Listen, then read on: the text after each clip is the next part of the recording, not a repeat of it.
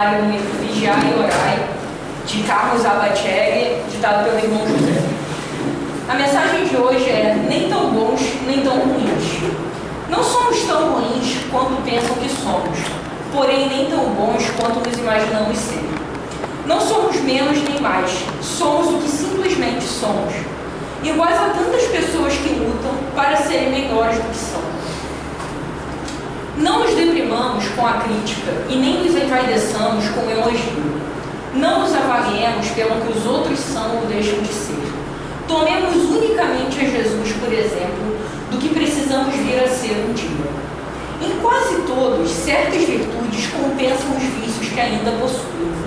Lutemos para que a nossa parte positiva supere a negativa, que ainda predomina. No exercício constante do bem é que nos fortaleceremos. E aí, lendo essa mensagem de hoje, eu achei muito interessante porque ela foi escolhida aleatoriamente, mas nunca é, né? E quando a gente vê um tema como esse, é um convite ao não julgamento.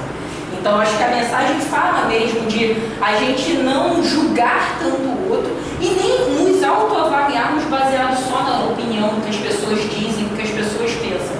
E dentro da mensagem, me chamou a atenção dois trechos que a gente sempre aborda em diferentes encontros, que é: não nos avaliemos pelo que os outros são ou deixam de ser.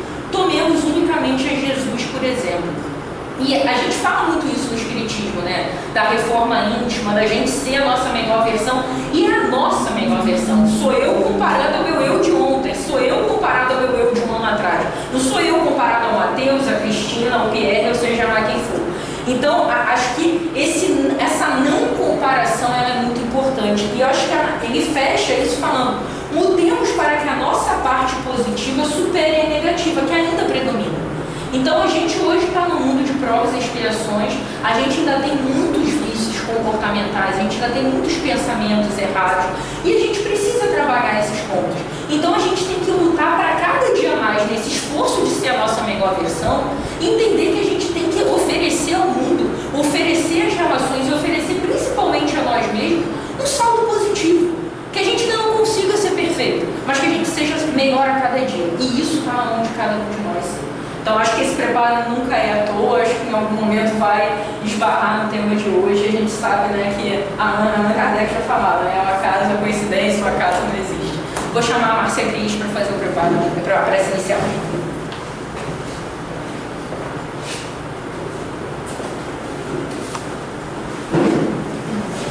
Gente, boa noite.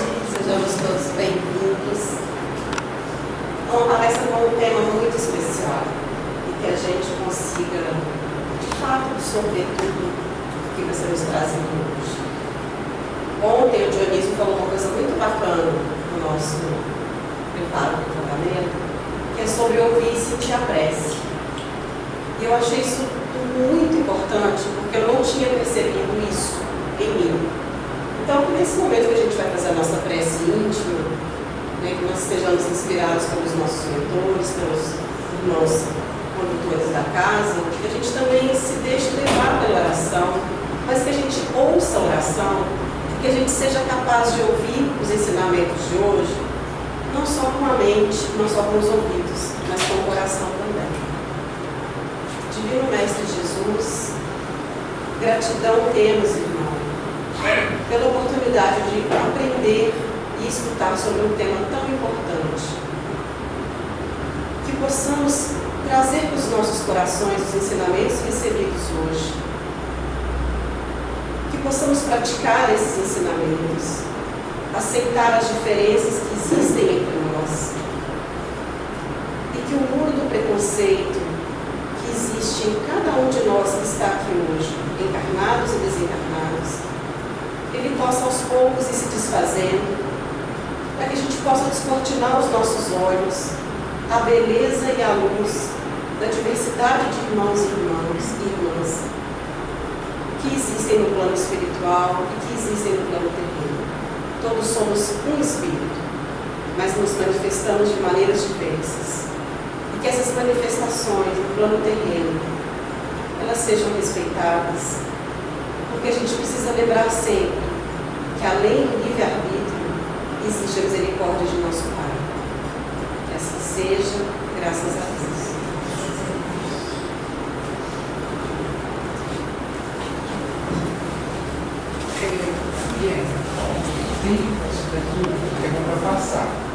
Não, vou passar por aqui. Bom, como já disse, chamar a atenção, bem-vindos a todos nos 3 planos, né? O material, o espiritual e o virtual. Então, hoje em dia a gente tem uma outra possibilidade, que é estar presente virtualmente as coisas, né? Então, bem-vindos a todos, que a gente possa falar a respeito de um tema desse e chamar a atenção para algumas coisas bem interessantes. Pronto. Viu? Eu sou suspeito, porque eu adoro ciência, e eu sempre faço muito vídeo entre ciência e espiritismo, porque eu gosto justamente de entender essas coisas como um todo, e não como coisas separadas. Eu acho que a filosofia decorre justamente da gente pensar nisso. Então, alguns talvez reclamem um pouco do caminho por onde for. Eu vou começar lembrando que o próprio Kardec frisou lá atrás que fé inabalável só é a que pode encarar frente a frente a razão em todas as épocas da humanidade. Que vira e mexe, a gente se pega entrando naquele pensamento assim, o mundo está perdido, agora não tem mais jeito. Esse pensamento vem desde 6.000 anos antes de Cristo. Né? Os egípcios, quando o pessoal inventou a cerveja, já dizia, agora já é. Agora o bicho pegou. E só tem 6.000 anos, a gente está aqui ainda, né? Brigando com as mesmas coisas, e por incrível que pareça, ainda no pré-2. Por que eu digo que a gente está no pré-2? Né? Porque o pré-1 é um mundo primitivo, a gente aprendeu a lidar com a natureza, aprendeu a usar os meios de produção, a produzir mais, teve excedentes de produção e a partir daí a gente passou para o pré-2. No pré-2 a gente aprende a não morder o coleguinha, porque anda difícil até hoje.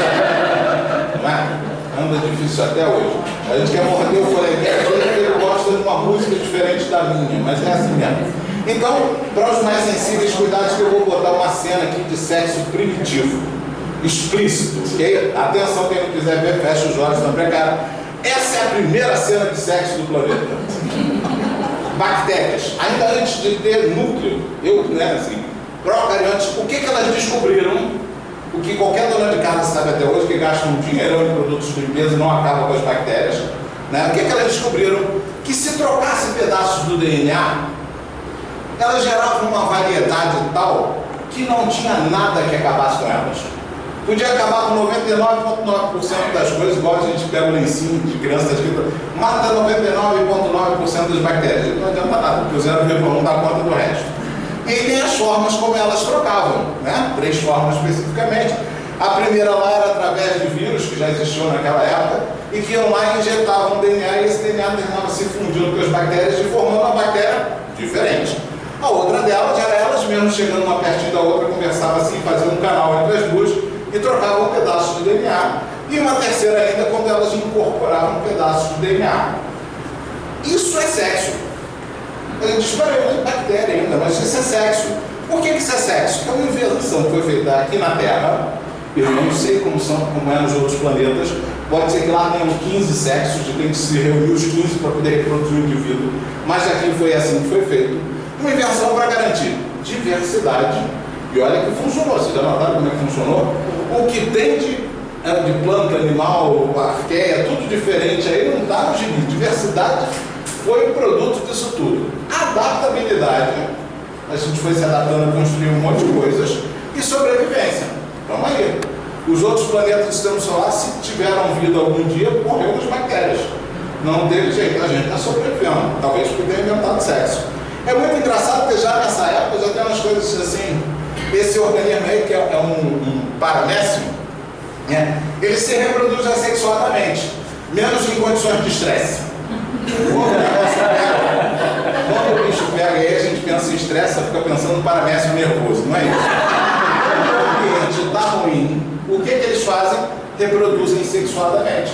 Porque aí gera diversidade. Está ruim o ambiente, está faltando comida, está faltando, tem alguma coisa sendo agressiva com eles, está destruindo a colônia, eles passam a reproduzir sexualmente. Notem que eles escolhem isso, comem, porque não tem olho, não tem, né? Não dá para paquerar, mas, no entanto, eles fazem, já desde aquela época, né? Há muito tempo mesmo. Foi o próximo. Se você pegar aqui, essa é a escala de tempo do planeta, 4 bilhões e meio de anos atrás, até os dias de hoje. A gente sempre se acha muito importante, mas não dá nem uma linhazinha lá em cima, tá vendo? Era dos humanos. Ali está a linhazinha aceitada. A gente chegou naquela época ali, tá? E é isso mesmo, eu gosto de olhar como o palco foi montado, porque esse palco foi montado para que nós, espíritos, viéssemos ao planeta, certo? Então já desde lá de trás já estava aqui. Então está aqui, ó, a vida unicelular, tá vendo? O início da fotossíntese, né? Vocês sabem que a fotossíntese gerou oxigênio no ambiente, até ter oxigênio atmosférico. A primeira grande poluição do planeta, vocês sabem disso, né? Foi por conta do oxigênio que boa parte das bactérias morreram, e aí que está aqui em cima, crise do oxigênio, tá vendo ali? É isso. Foi tanto oxigênio que as bactérias anaeróbicas foram embora, morreram, uma grande extinção. E aí começou a surgir coisas que procuravam privilegiar a diferença, os eucarióticos. Tem núcleo, bastante DNA lá dentro para a gente produzir diferença, e foi, né? Vida multicelular, foi indo até que chegou em nós, naquela linhazinha tão pequena lá em cima, a gente diz assim, somos o animal mais desenvolvido do planeta, não? Talvez, né? Então a reprodução sexuada é o mais comum em qualquer organismo multicelular. À medida que precisa de dar conta de coisas mais complicadas, a diversidade é uma resposta interessante. Então fungos, plantas e animais se reproduzem sexuadamente. E aí, vou falar de reprodução sexual, a pessoa diz, pronto, agora ele chegou no tema, né? Agora ele vai falar. Não, ainda vou falar de algumas coisas que a gente aprendeu lá na escola, porque foram vários protótipos. A primeira coisa que o pessoal tentou foi ter plantas que tinham os dois sexos, produziam gametas masculinos e femininos. Não, por que tem que ter gameta diferente? Porque um gameta faz com que aquela planta possa se desenvolver, então aquele fruto bonito, cheio de nutrientes, que faz a semente brotar, é o gameta feminino. Assim como o óvulo até hoje é muito maior que o espermatozoide. E o outro que vai no vento, vai no inseto, vai em qualquer coisa, é o gameta masculino. Ele é barato de produzir, quantidade, gera um monte, vai por aí. Então, primeira coisa foram alguns seres vivos que eram monóicos, uma casa para os dois gametas, ou dioico, duas casas para os gametas. Não, mas não acabou aí os testes não, porque o pessoal depois tentou fecundação externa ou interna. Né? Os peixinhos vão lá, as fêmeas colocam os ovos, o peixe vai lá, solta o esperma, está tudo resolvido. Aí você diz, mas que coisa mais sem graça, mas é assim mesmo. Fecundação externa ou interna. Depois ainda o pessoal tratou mais coisas. O desenvolvimento do embrião, né, que pode ser indireto, ou seja, aquilo que nasce não é o ser como vai ficar no final. Insetos são mestres nisso, né? Tem larva, pupa, não sei o quê. Ou o embrião, ou o desenvolvimento direto, que já nasce um mini-eu, né? Um mini-mi. Né? Nasce ele diz, teus braços aqui é um mini-mi. O inseto vai olhar para lá e vai dizer, isso não é meu não. Deixa eu ver se o vizinho era um minhoca. Né? É o mini-mi, já que nasce aí. Também são testes que foram feitos. Os ovulícoros, os ovos são formados externamente. Por exemplo, anfíbios, a fêmea vai lá, põe o óvulo, o masculino põe o esperma e o ovo é formado do lado de fora do corpo, certo? Ou os ovíparos, aquele que forma internamente. Até hoje a gente agradece as galinhas por isso, né? Elas formam os ovos internamente, a gente come os ovos das galinhas, né? Depois, os ovovivíparos, que a fecundação é dentro do animal, né? E o ovo fica lá dentro, como alguns tubarões. Então aquilo que está ali dentro é um ovo já pronto, com um saco vitelino, e a mãe não alimenta ele mais. Produziu aquilo, acabou, ela pode cuidar da vida. A única vantagem que tem é que ela não fica presa no ninho, ela não precisa cuidar dos filhotes. Se ela precisar fugir, os filhotes vão junto com ela, porque está tudo dentro dela, como se ficasse ela dentro dela. Né? E os vivíparos, né, os mamíferos maiores, que já tem placenta, que aí a mãe é que provê o alimento para aquele filhote. Aula de biologia, vocês vão estar dizendo assim, ele perdeu o caminho. Pelo amor de Deus. Por que será que existe sexo no planeta?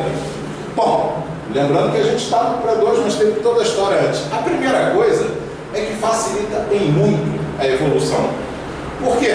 Se eu tenho uma chance de ter uma doença, né, e alguém tem uma chance de ter uma doença, se eu preciso de dois para produzir um terceiro, é mais fácil que eu tenha morrido antes de reproduzir, ou ela, no caso, tenha morrido antes de reproduzir, e aí pronto, só sobram as mutações positivas.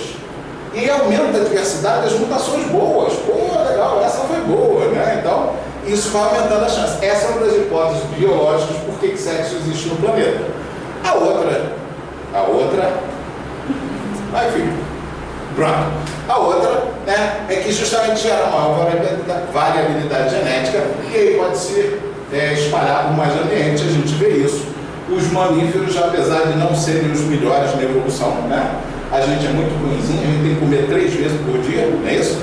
Qualquer jacaré come uma vez a cada 2 semanas, não precisa se alimentar tanto assim, basta ele ficar de boca aberta no rio que vai cair um peixe para a boca e ele vai estar satisfeito. Mas não foram os répteis ou os outros animais sem frio que dominaram o planeta.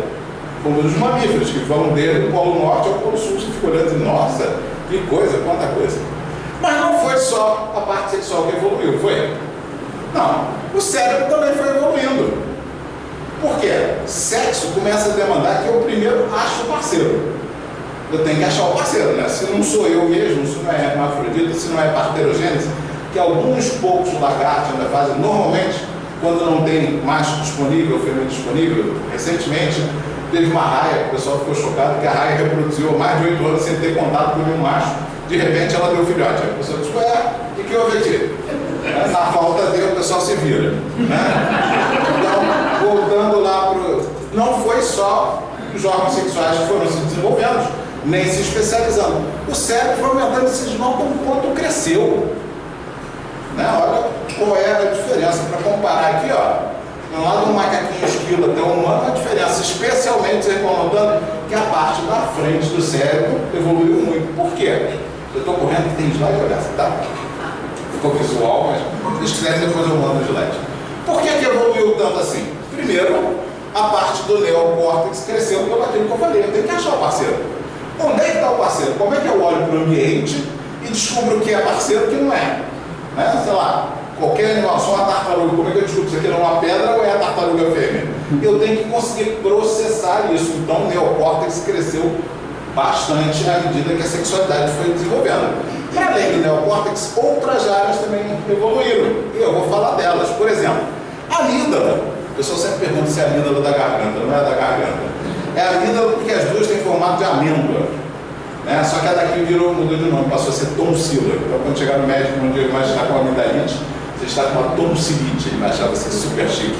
Estou com uma tonsilite, doutor, olha só, vai ficar chique. Essa amígdala aqui avisa para você assim, está na hora de agir, vamos embora. Bora, está na hora de agir, sabe? E aí o corpo inteiro se prepara para a ação. O problema é que ela dispara com coisas que às vezes não devia disparar. Seja lá, se eu estou vendo um filme de ação na televisão, ou se eu estou discutindo com o meu chefe, a amígdala diz, vai lá, morde ele.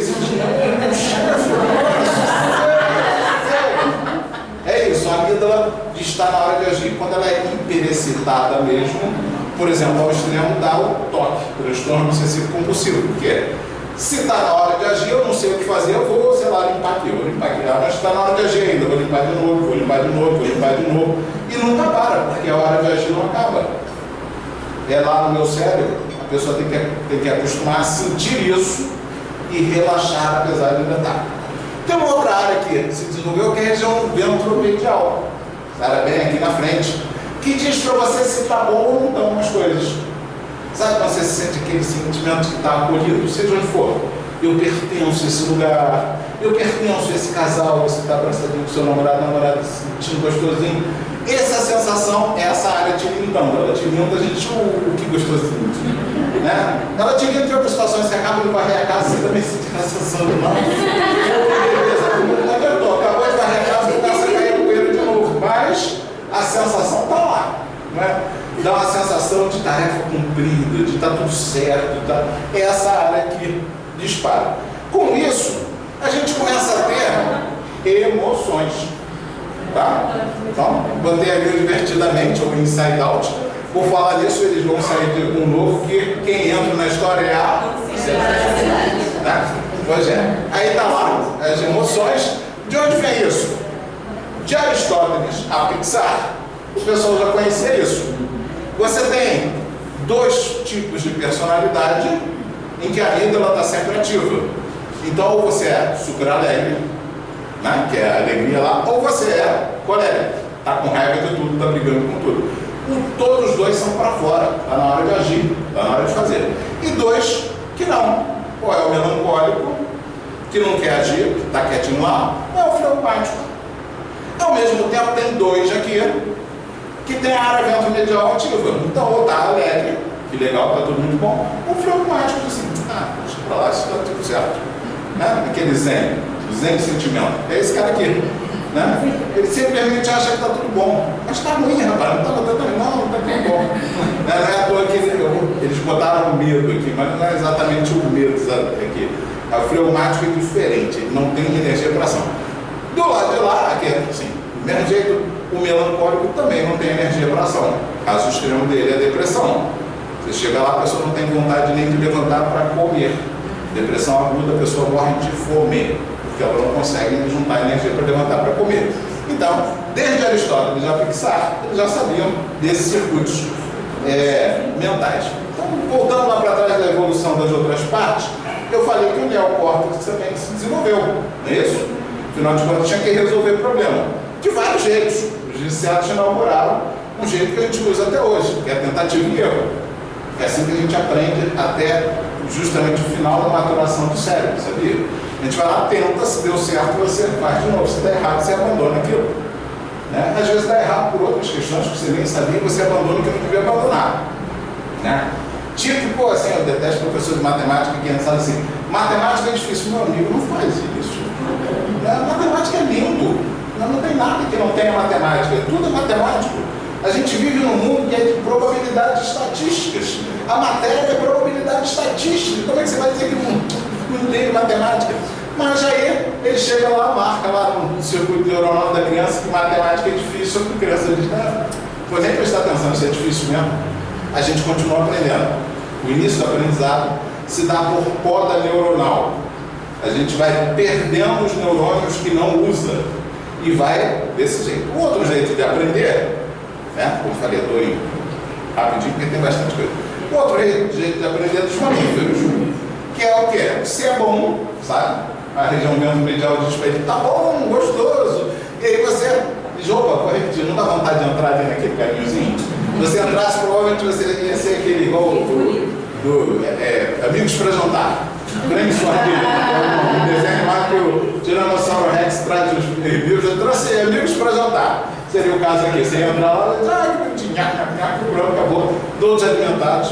Mas os mamíferos, nós também, nós temos isso, usam a emoção para aprender. Se aquilo é bom, eu tendo a repetir mais vezes. Se aquilo é ruim, eu tendo a suprimir. Eu sempre dou a dica para o pessoal, né, para usar isso em casa dos seus respectivos.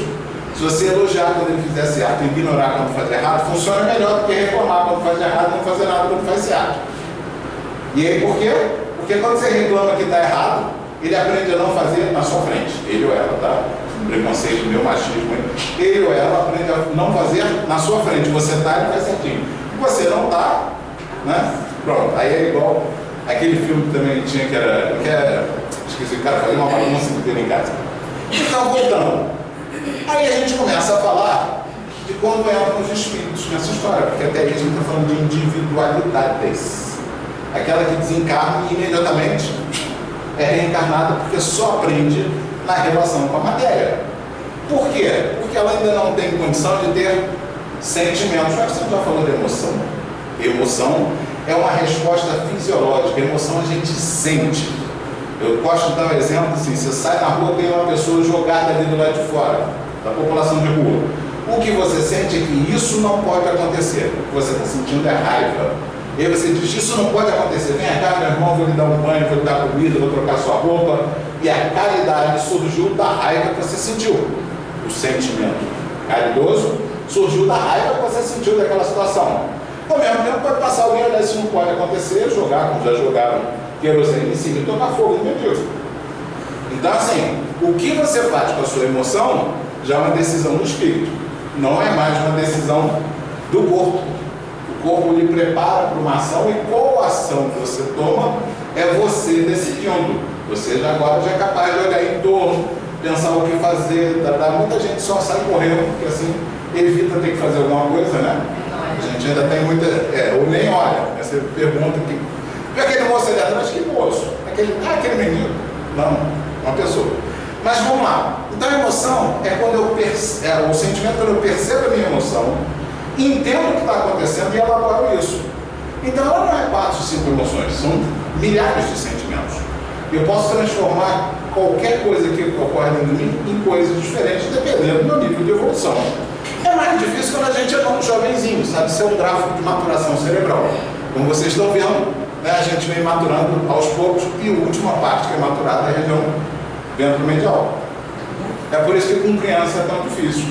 Muitas vezes a criança na frustração se joga no chão e fica só fazendo pirraça, porque ela não tem nenhuma condição de controlar o que ela está sentindo, a raiva, o medo, ou seja o que for.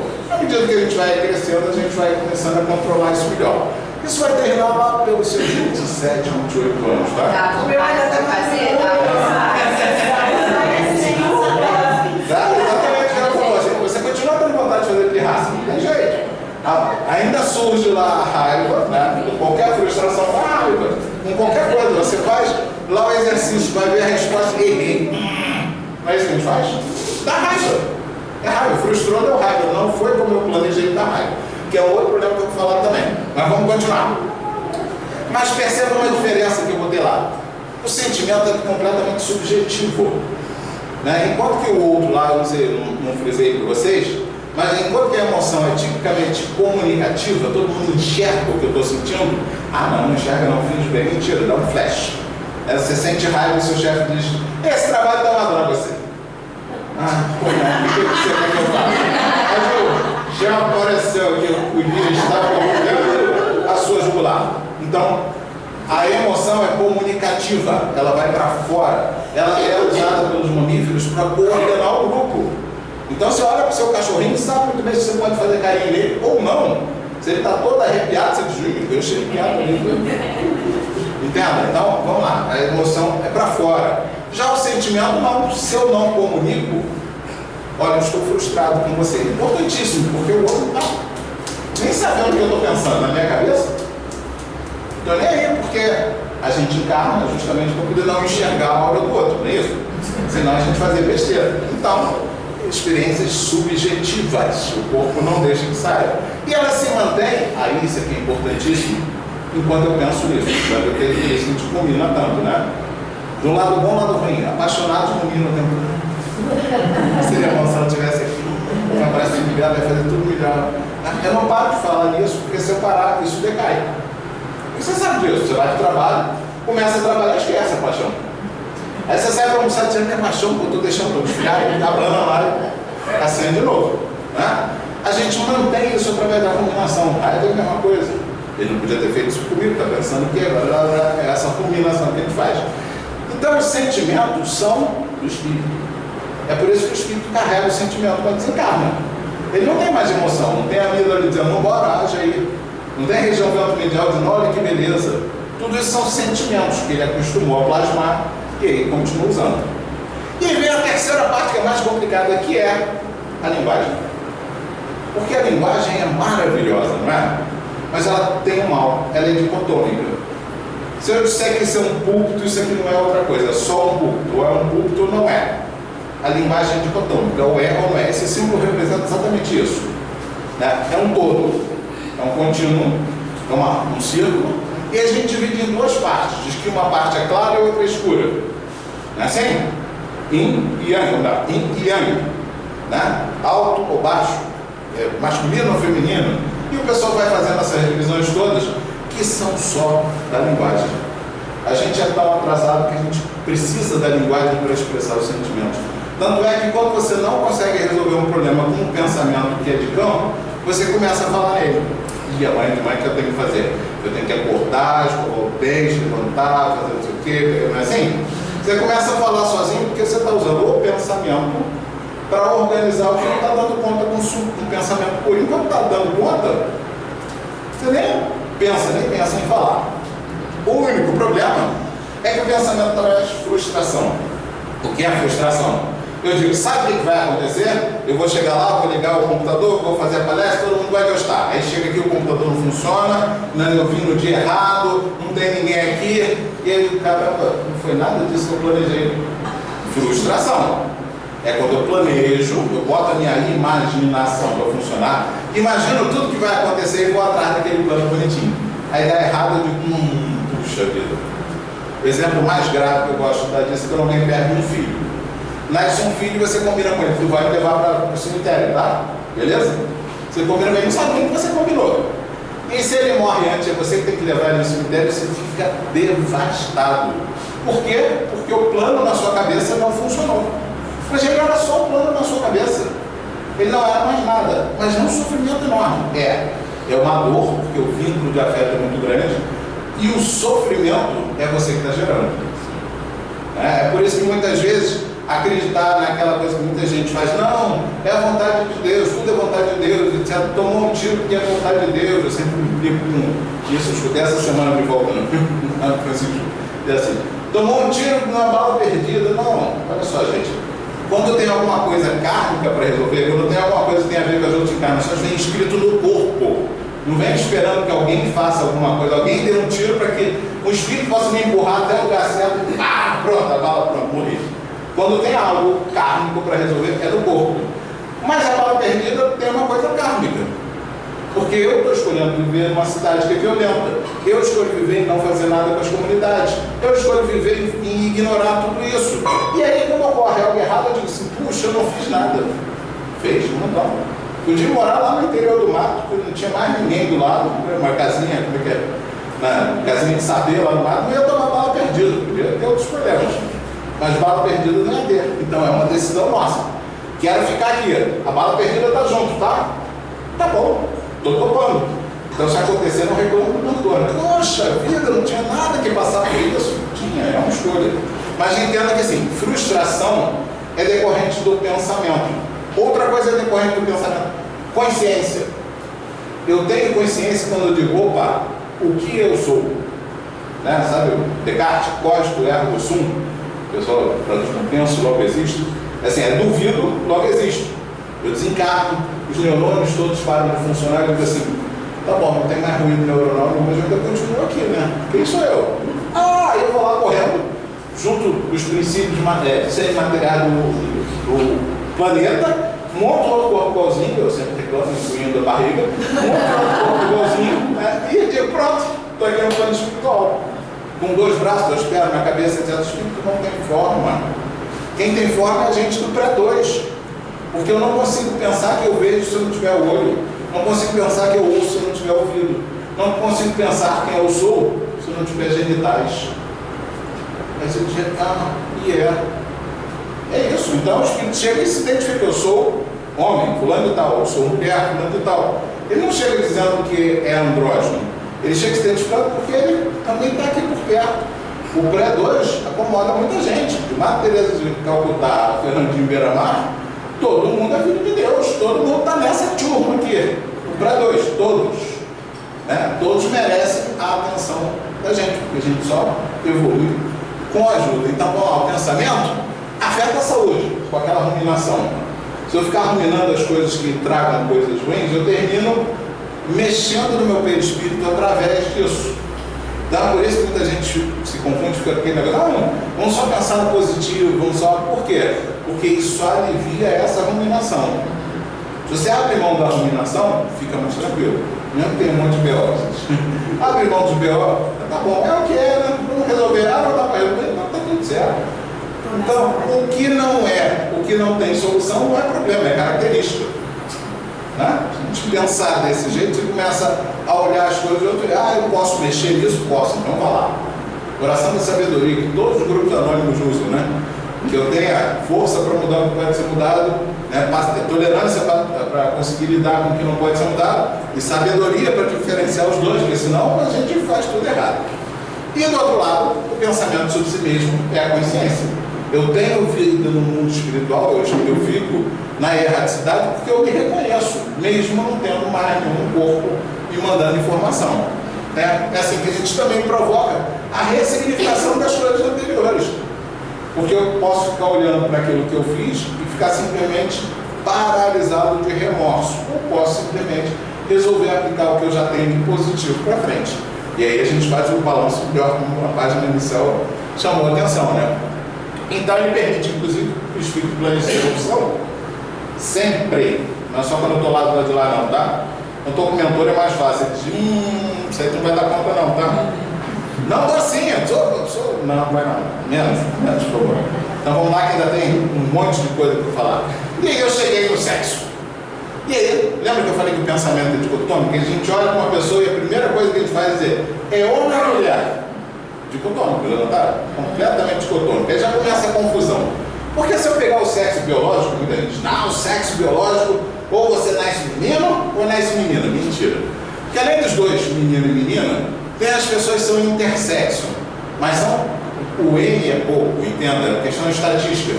Isso tem a ver com síndromes genéticas, já tem várias síndromes genéticas que alteram a sexualidade da pessoa, ou formações congênitas, e pode dar hermafroditismo, a pessoa nasce com as duas sexualidades, às vezes inclusive externa, né? Nasce com vagina e com pênis, o mais natural é ser interna. Ele tem, na verdade, um ovário e ele está aqui, gotas diferentes, para ter um ovário e um testículo.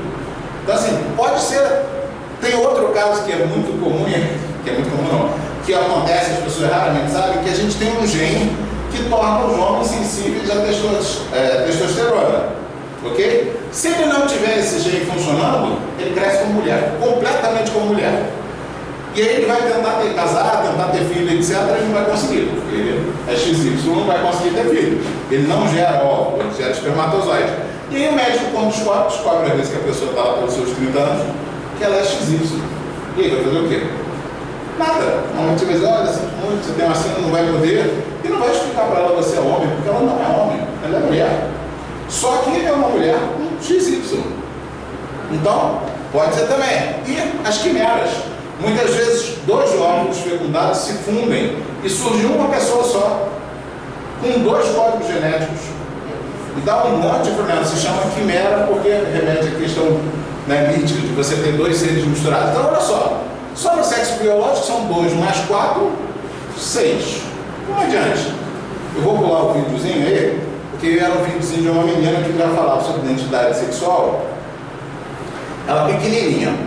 E aí falando assim, a percepção própria sobre o sexo, ela ocorre lá no início. A partir dos 3 a 5 anos de idade, as crianças são capazes de dizer eu sou menino ou eu sou menina.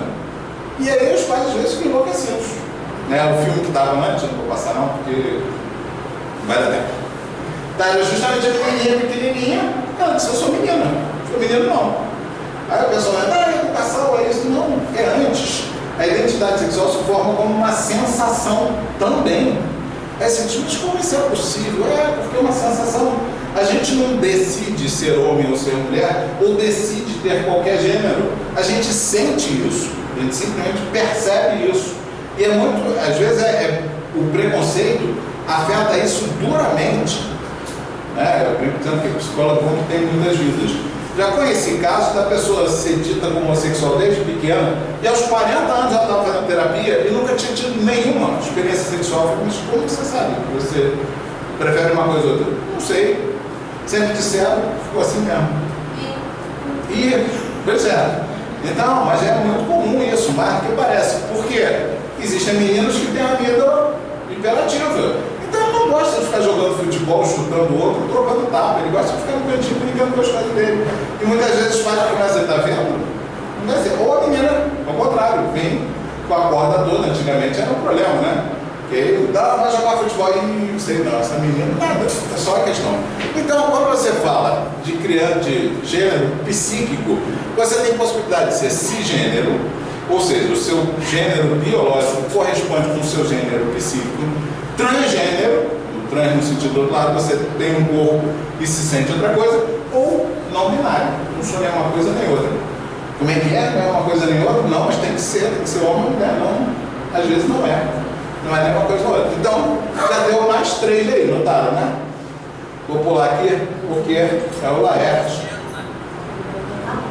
Puxa. Mas, voltando, está falando ali, eu estava falando sobre expressão de gênero. Ele cresceu como um homem até os 58, se eu não me engano, anos. E lá nos 58 ele disse, não sou homem, eu sou mulher. Na verdade, sou uma mulher trans. E ele passou a viver como mulher. Então, a gente está falando de expressão de gênero, né? Que aí vai dar também. Peraí, deixa eu ver se eu volto aqui.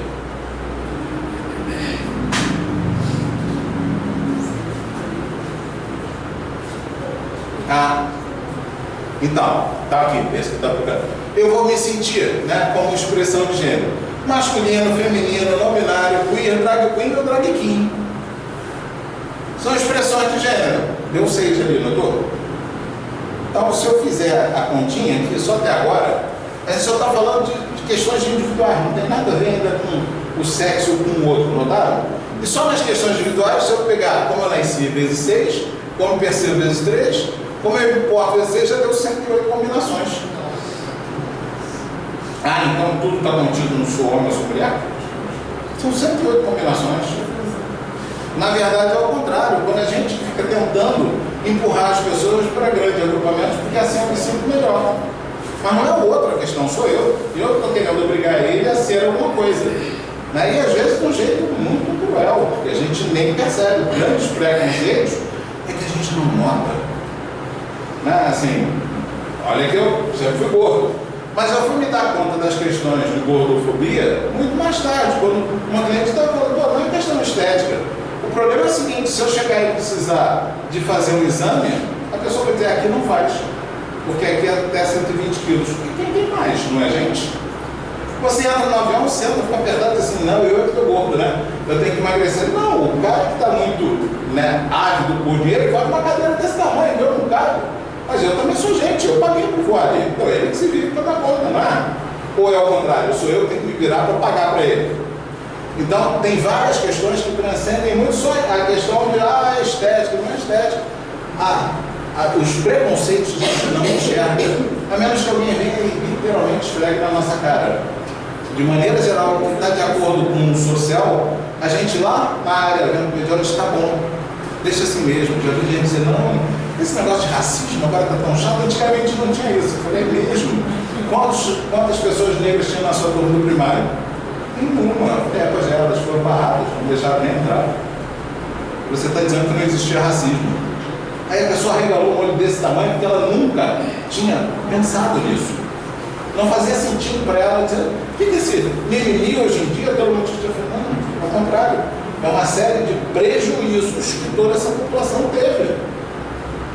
E aí a gente, como não vê, ninguém esfregava essa cara, a gente ignora essas coisas. Então, indo mais adiante, porque não acabou, além das 108. Aí vem a questão do outro, né?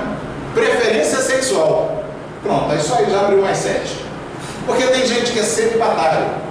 Ou seja, eu sinto desejo sexual, mas eu não quero praticar sexo. Isso é um celibatário. Muitas vezes pessoas ligadas a questões que, por qualquer coisa, que acham que não pode. Pode ser até por questões erradas. A gente sempre pensa nisso, como, puxa, que pessoa evoluída. Não, pode ser o cara que é doido por poder e não quer ter uma família, porque não tendo uma família, pode ser celibatário, não quer ter sexo. Tem os homossexuais, não sentem desejo sexual. Também tem preconceito, sentem preconceito, inclusive nas comunidades LGBTQIA+. Por quê? Tem mais, não parou aí não, isso está tudo bom. Né? Por quê? Porque o pessoal diz, não, mas tem que se definir. Definir o quê? Eu não quero. Não, mas tem que se definir. Né? Pode ser homossexual, gosta da mesma expressão sexual que você, bissexual, gosta de qualquer uma das duas expressões sexuais, heterossexual, que gosta de diferente, pansexual, que não se importa com a expressão sexual do outro, tanto faz, não precisa ser binário, não precisa ser homem, não precisa ser mulher, nada disso. E tem as parafilias, porque também estão nesse papo. Tem gente que só vai se sentir excitado nas coisas mais diferentes possíveis. Tem gente que gosta de bexiga de ar. Entenda, é uma das parafilias que existem. A pessoa só consegue fazer sexo com bexiga de ar. Esse como? Não só como o pessoal vende especificamente para isso. Bexigas de ar para o cara fazer sexo. Estranho, né? Mas tudo bem. Então, só que seriam mais 7. Aí depois disso... Qual é a diferença do bissexual para o pansexual? O bissexual gosta de fazer sexo com homens ou mulheres. Entenda? Ele vai querer uma definição sexual. O pan não, tanto faz, ele não vai cobrar uma expressão sexual do outro. Pode ser um não binário. Pode ser um não binário, por exemplo. Ele não vai ficar preocupado, se é, não é, se é para cá ou para lá, vai gostar de qualquer expressão. Depois disso, das preferências sexuais, vem as preferências afetivas, que não acabou não. Né? Porque tem pessoas que são aromânticas, não querem relacionamento afetivo, homoafetivos, que percebam que pode ser heterossexual e homoafetivos. Entenda que confusão é essa? Isso é mais comum do que parece, tá? Vocês notarem que boa parte dos homens se enquadra nisso. Exatamente. Eles têm desejo sexual por mulher, mas gostam de estar na presença de homens. Se sentem profundamente incomodados na presença de mulheres. Então isso não é tão raro quanto parece, né? Podem ser birromânticos, tanto faz a polaridade, heteroromânticos ou panromânticos de novo, tanto faz. Caramba, esse número está crescendo, né? E para continuar, quando a gente junta essas 108 possibilidades com as 35, já vai para 3.780 expressões sexuais. Só isso. Ah, mas tem que ser 2, né? 2 de 3.780? Então, aí a gente começa a descobrir que não tem que ser nada. A gente que está acostumado a ver um grupo que busca homogeneidade, porque é isso que acontece, e pega a sua diferença e esconde. Muito, em vários sentidos. Boa parte das pessoas esconde a diferença por medo de não ser aceito. E agora está cada vez, bom, a velocidade de informação aumentou, então cada vez mais as pessoas acham seus grupos, não é isso? E aí, achando seus grupos, elas conseguem entender que aquilo que elas sentem não é particular, não é único, não é errado, não é nada, é simplesmente o que elas sentem. E aí elas podem agora se expressar. Vamos lá, ainda tem muito mais coisas. Então vai, né? A Associação Brasileira LGBT, a Associação Brasileira, adotou a sigla LGBTQIAPN+, que são lésbicas, gays, bissexuais, transgêneros, queer, intersexual, assexuais, pansexuais, não binários e outros. E agora tem o carro. Não, peraí, tem mais. Tem mais que o carro. Eu vou adiante, E aí, hoje já se fala da sigla LGBTQIACAP2K+.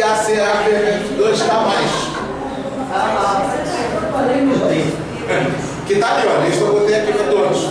Mas percebe que já deu 14, né? Então, são lésbicas, gays, bissexuais, transexuais ou travestis. Tem um filme, como é que é o nome do filme? De um diretor de cinema que gostava de se travestir, mas ele era homem heterossexual, mas gostava de se vestir de mulher. E não tem problema nenhum, né? Não deveria ter, mas chega. Tem os queer, né? Bastante que você falou. Quem está questionando, por isso o que é, né? Quem é intersexo, já falei disso. Quem é curioso. Curioso, tem gente que quer experimentar as diversas possibilidades de sexualidade. É um tema a ser explorado também. Não, mas eu estou... Questionando. O curioso? Não, questionando. Questionando. Curioso também é curioso. Então, mas o que eu falo? Questionando normalmente questiona a sua orientação sexual. É isso que ele diferenciou os dois. Eu não sei o que eu sou. Então eu estou me questionando. O número 5 é o quê? O queer é aquele que está muito ligado à questão da expressão social disso, como se veste, como se arruma, como tudo isso. Ficou aquele programa famoso Queer Eye for a Straight Guy, não chegou a ver esse programa, não? Quem que é? Não, desculpa, eu achei que era ela, estou olhando para ela, por que ela está me olhando? Não falei, era um grupo de cinco queers, né, que ajudavam os caras, que eram straight, né, assim, a se ajeitar, porque os caras não sabiam fazer barba, não sabiam fazer nada, não sabiam o que vestir. Às vezes eu vontade de chamar ele lá para cá para ver se dá um jeitinho também. Excelente, não sabe? Eles são maravilhosos. Mas voltando, onde é que eu estava? Não sei mais. O curioso são pessoas que estão experimentando o que deveria ser normal para todos, mas que a gente não sente. E entendo, nada disso é para dizer que ninguém tem que nada, é justamente para dizer o oposto. E a gente vai chegar lá, né? Assim, escutou, como eu estou de hora, interno. Né? Pan e polissexuais, aliados, né?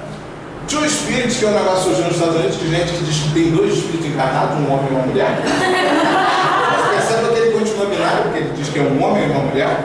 Os kink, que são, kink é estranho, no fim das contas, que são as parafilias, e outros ainda, né? Então, porque ainda tem mais. Eu botei aqui, juntei tudo que apareceu, foi até 19 aí. Eu não parei de multiplicar porque já estava um número muito grande, né? Afinal de contas, né?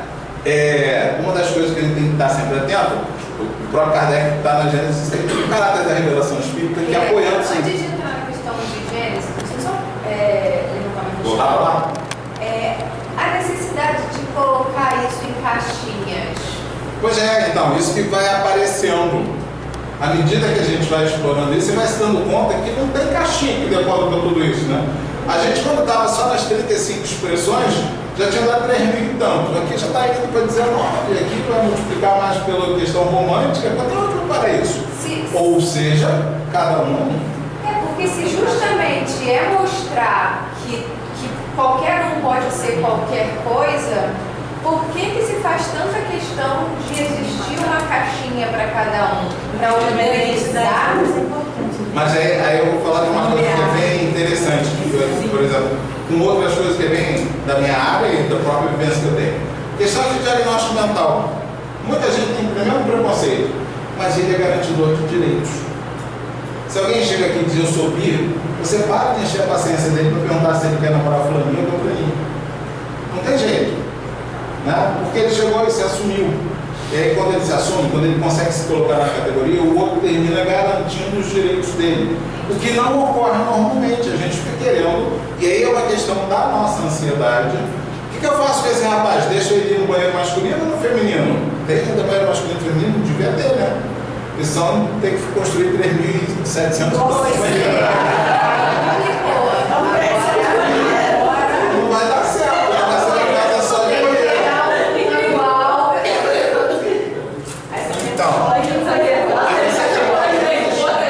você tem países que não tem, Japão não tem banheiro feminino e masculino, tem banheiro. Você entra lá na casinha, fecha a porta de baixo, tem que fazer, né, se recompõe e sai lá na boa. Não é porque eles não tenham sexualidade, é simplesmente porque não tem esse costume de ser separado desse jeito. Né? Porque dá um monte de rolo. E dá mesmo. Né? Porque vira um espaço separado, meio estranho, que vira e mexe no colégio. Dá rolo, não, porque o menino trans entrou no banheiro masculino. Tá, e qual o problema? Não, aí os garotos chegaram e deram uma surra nele. Mas como? Por quê? Eu tenho um caso desse, velho. Eu tenho um colégio, né? Esse colégio tem uma aluna que se identifica, aluna pensando, né, no sexo biológico, mas que se identifica como menino. Um menino trans. Isso. E aí caiu exatamente nessa situação quando começou o ano, né?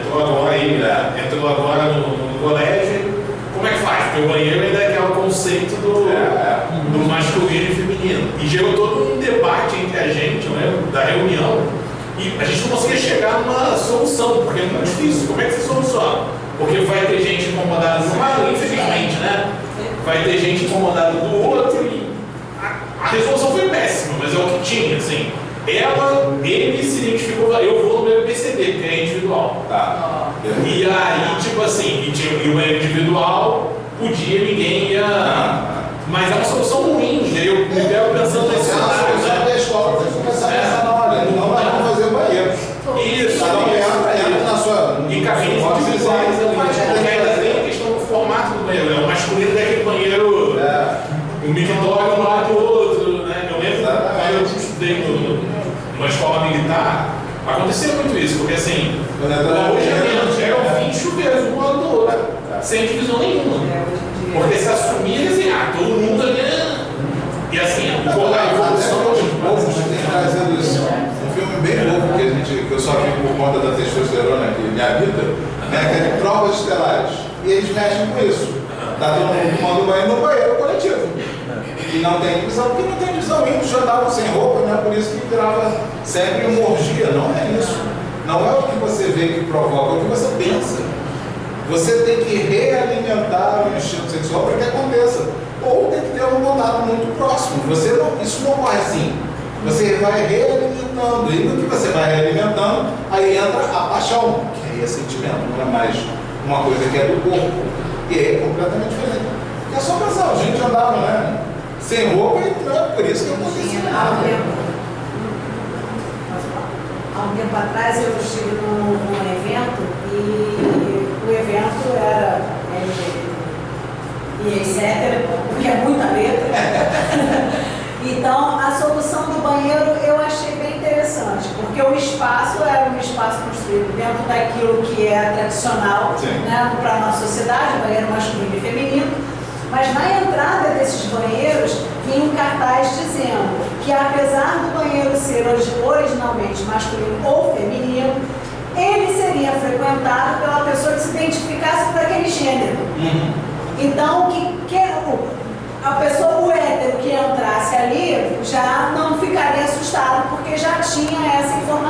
entendeu? Foi uma solução que eu achei assim, para o evento, que era um evento muito voltado para eles, eu achei muito legal, porque assim, a quantidade de héteros ali era mínima, entendeu? Então todo mundo se entendeu perfeitamente bem, sem problema. Se passar um pouco tem problema? Não tem problema não. É uma solução meio... O problema é seu, entende? Não da sociedade. Isso, exatamente. Porque o ideal é que a solução seja da sociedade. Igual estamos 120 quilos, que eu falei. Não, então não pode fazer exame. Não pode. Eu tenho uma amiga que passou por uma situação muito constrangedora por causa disso. Então. Ela tinha muito mais de 120 quilos e ela precisou fazer uma tomografia e não tinha tomógrafo no Rio de Janeiro que a comportasse e ela precisou fazer a tomografia no shopping. Isso é No shopping. terrível, mas acontece. E é um absurdo. O problema não devia ser dela, porque ela é uma pessoa que precisa cuidar da saúde. Exatamente. O problema tinha que ser necessariamente de quem produz solução. Nem que, não, vou pegar você, vou levar num lugar específico, etc. Mas o problema é de quem está ganhando com isso. Você ficou com medo que eu fosse lá para a gente e parasse de falar do assunto. Mas eu vou voltar lá, o que mais que a gente falou? Então a gente precisa começar a mexer na sociedade para que a sociedade pense no assunto. Porque não é tão simples quanto a gente quer fazer crer. Eu sempre brinco isso, para todo problema difícil tem sempre uma solução fácil e errada.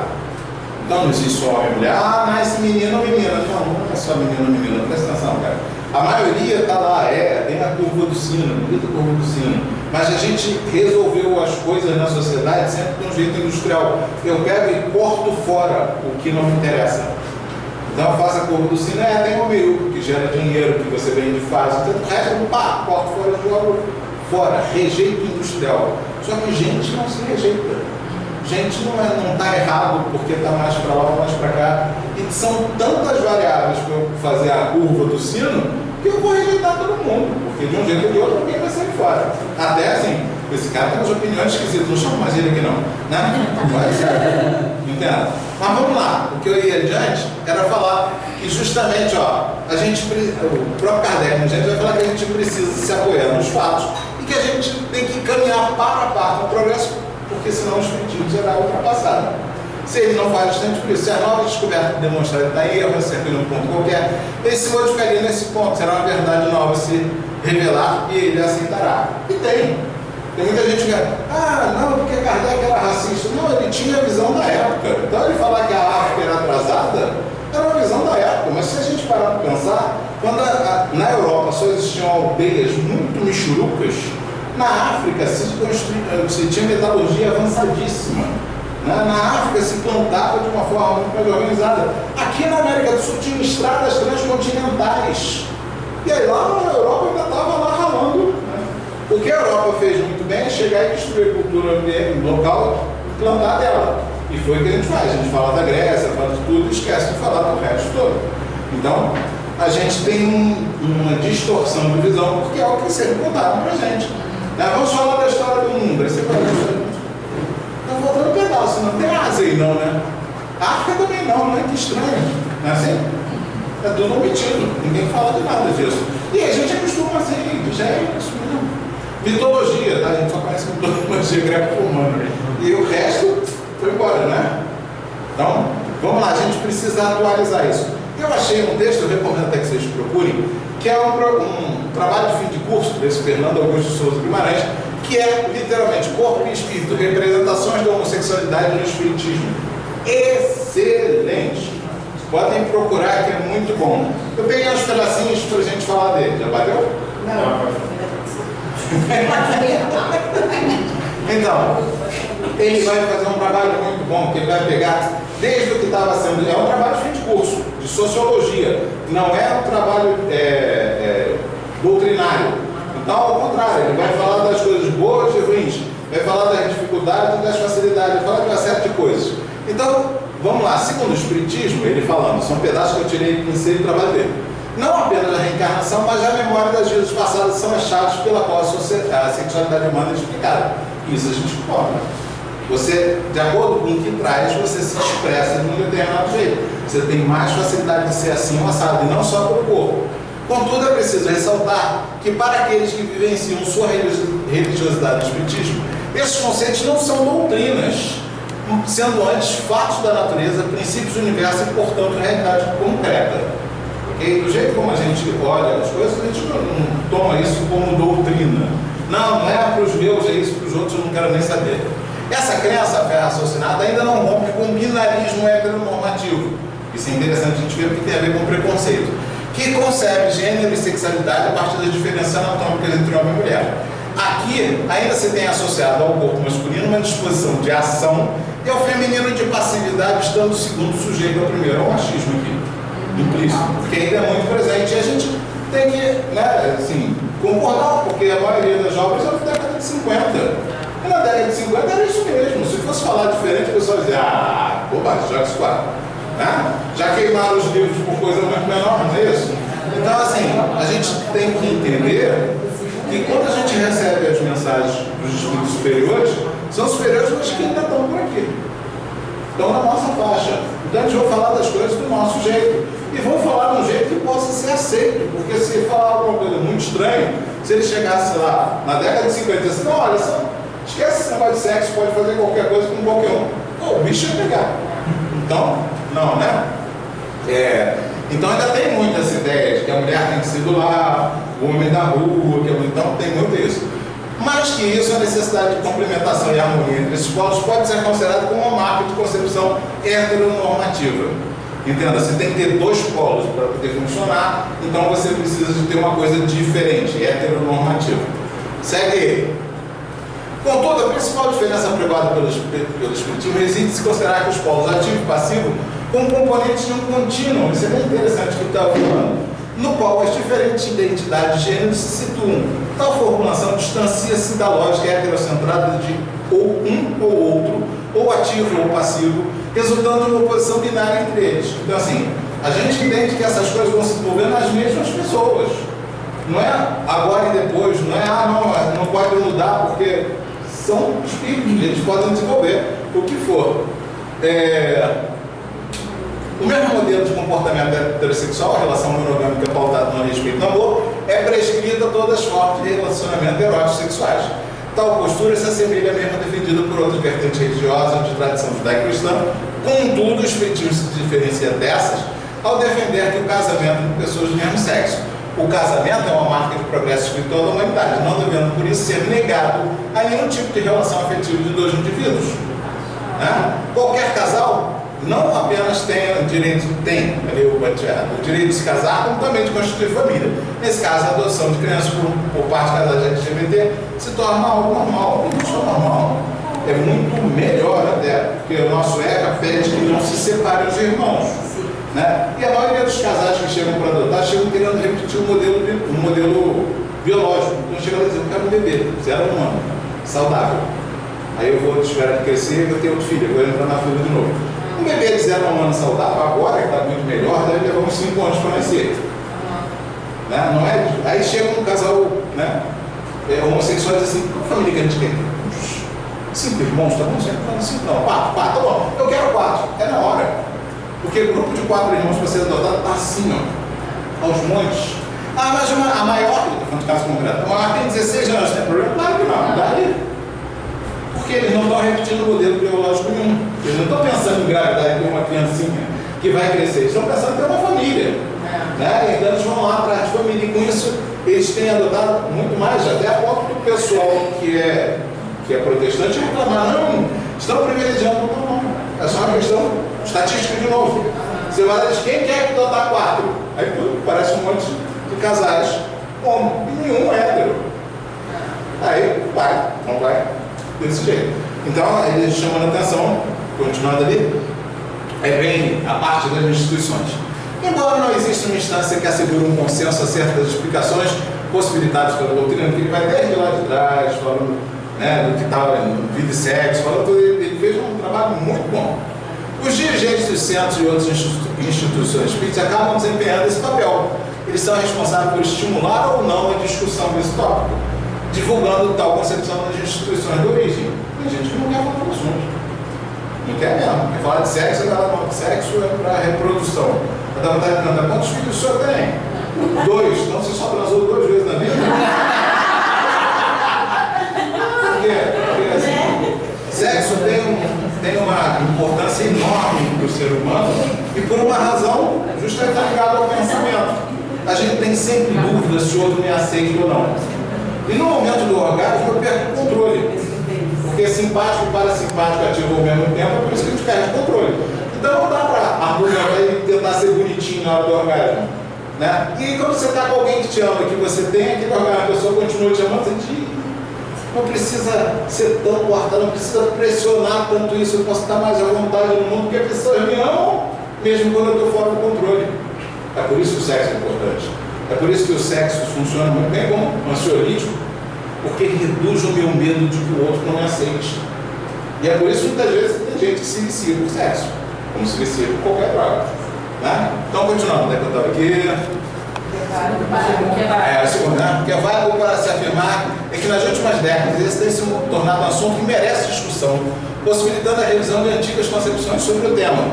Né? Em suma, para retornar à epígrafe desse texto que estava no final, a conclusão de dissertação encerrada devido às suas características peculiares, novas explicações sobre a sexualidade humana podem emergir no seio do movimento espírita com base na consideração apenas da doutrina deixada por Kardec, por influência de novos posicionamentos da comunidade médica, novas descobertas da ciência ou novas revelações do espírito, se remetendo justamente àquela questão da Gênese, né? Falando do jeito dele. Seja como for esse trabalho, que é a tese de Nelson Findar, não visa por fim análise e consideração desse tema, mas antes de propiciar novas perspectivas e possibilidades de pesquisa entre intersecção de espiritismo e sexualidade. Né? Aqui eu botei uma visão mais conservadora do Gerson Monteiro, que ele publicou no Extra. Então ele botou, bem resumindo, o espírito não tem sexo, a gente sabe disso. Né? A gente fala isso a exaustão, mas não age desse jeito. O espírito pode escolher encarnar no corpo de homem ou de mulher, sim, pode. O sexo, na essência, é a soma das qualidades passivas ou positivas no campo mental que tem que ser. Não é só isso, mas é uma boa definição. Abusos de homem para com a mulher e vice-versa provocam desequilíbrio e necessidade de encarnação na outra polaridade sexual para a valorização de condição masculina ou feminina. Tem um livro que é psicografado por Balzac, que conta essa história. Uma mulher que 2 vezes usa a sedução, etc., para fazer um monte de besteira, e aí ela está injuriada porque ela vai ter que encarnar num corpo de homem. Ela está brigando com isso. Pois é, mas é bem esse jeito.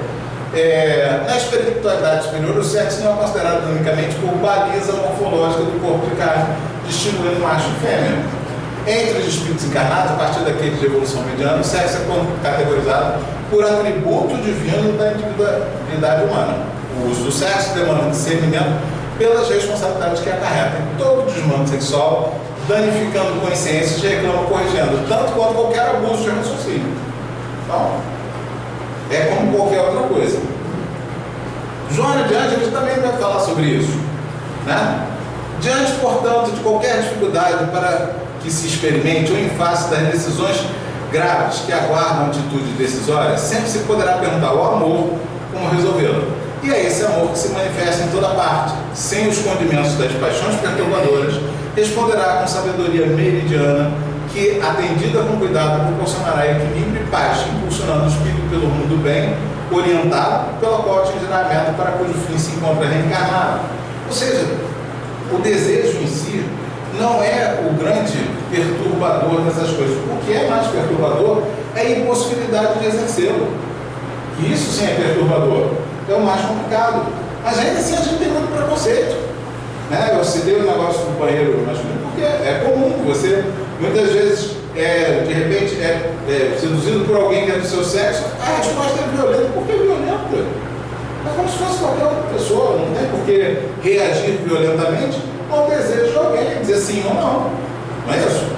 Mas olha só, não, infelizmente não é, ou sim, tanto faz. Se você é curioso, ou se você está questionando, etc., pode ser sim, não é? Não tem um certo ou errado nisso. A gente que fica procurando um certo ou errado, um raciocínio que ainda é desse tamanho. Um raciocínio que a gente ainda diz, e diz com muita facilidade, que a gente foi contra as leis de Deus. Eu posso ir contra a lei de Deus mesmo? Jura? Será que eu sou capaz de derrogar o que o Todo-Poderoso instituiu assim, com essa facilidade? Não, eu estou aprendendo. Eu estou exercitando as coisas, eu estou questionando as coisas. E não só no relativo à sexualidade, com relação a tudo. Com relação ao certo ou errado, a minha ação no mundo, a minha inação no mundo.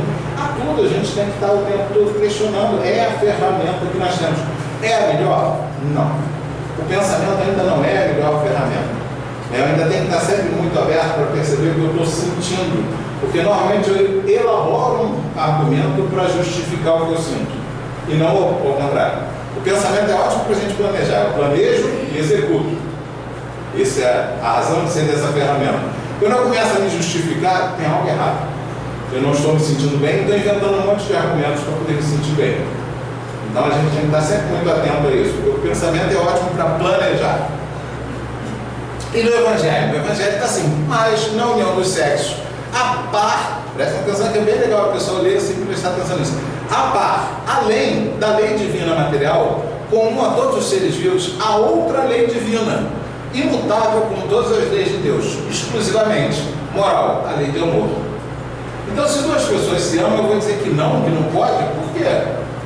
Qual é a razão de eu tentar ser mais do que Deus e dizer que sim ou que não para alguma coisa que alguém está sentindo? Quis Deus que esses seres se unissem não só pelos laços da carne, mas também pelos da alma, a fim de que a afeição mútua dos esposos se lhes transmitisse aos filhos e que fossem dois, e não um somente, amá-los, a cuidar deles e fazê-los progredir. Então, assim, tem a ver com dizer que tem que ser homem e mulher, tem a ver com dizer que a geração tem que ser biológica, não, está falando do encontro de espíritos. De que polaridade? Eu não sei, porque agora a gente se dá conta que não tem só duas polaridades. Tem lá na primeira conta 3.000 e tanto, mas se quiser continuar fazendo conta, pode continuar multiplicando lá, vai dar mais. Né? Então, assim, quem sou eu para dizer, escuta, você está do lado de lá ou do lado de cá? Não tem não. Qualquer lado é lado. É melhor perguntar o que você faz, né? Que esse é muito mais importante. E aí, já no finalzinho, só passei 12 minutos, eu peguei uma recomendação de Santo Agostinho, que está lá no Livro dos Espíritos. Quando estiveres indeciso sobre o valor de uma de vossas ações, inquirir como a qualificarias se praticada por outra pessoa. Se a censurares noutrem, não poderia ter por legítimo como fosse o seu autor. Então, se alguém virasse para você e dissesse que você não pode entrar, sei lá, nesse centro, porque por conta, sei lá, de qualquer coisa, por conta da sua orientação sexual, eu ia achar certo? Não, eu ia dizer, não, mas por quê? O que houve? Então, como é que eu posso achar que alguém possa fazer isso e achar correto? Né? Então, a gente precisa estar sempre atento a isso, porque é muito fácil a gente escorregar nessa história. Né? Nós fomos criados num caldo cultural, não tem jeito, fomos cozidos nisso. E é assim mesmo. Ah, não, mas é das outras vidas. Não, boa parte é dessa, porque a minha outra vida foi pelo menos há 100 anos atrás. Eu desencarnei, e achar que desencarnei e reencarnei um mês depois é achar que eu dou banho na Luiz. Um grau para sair de lá. E olha que ele depois escreveu 20 e tantos livros. Caramba, se ele é esse espírito desse escola, levou 8 anos para perceber que estava lá envolvido nas enrolações dele, eu devo ter levado muito mais tempo. Aí bota a minha vida anterior, eu encarnei no século passado. Boa parte do que eu estou lidando é desse século. Eu tenho que aprender a agir nesse século.